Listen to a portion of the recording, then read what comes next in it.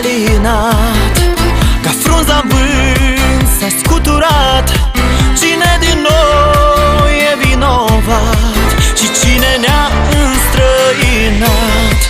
Eu numai cu tine am avut clipe senine.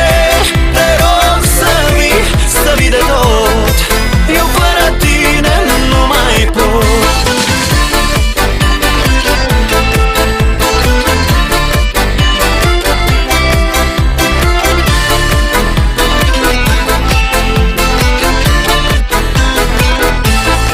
Nu știu, iubito, ce să fac cu dorul meu, cum să mă împac, cum inima să-mi potolesc.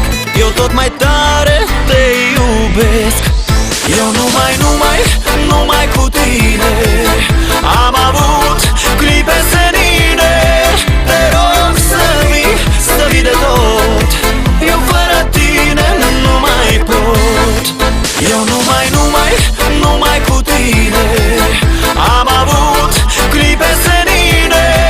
Te rog să vii de tot, eu fără tine nu mai pot.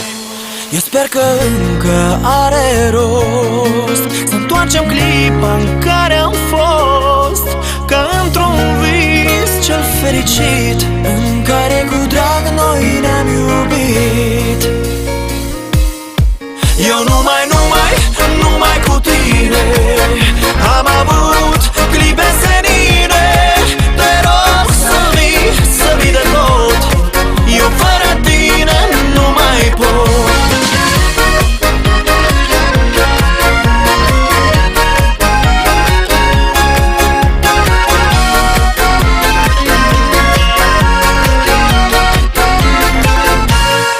Eu numai cu tine am avut clipe senine. Te rog să vii de tot, eu fără tine nu mai pot. Eu nu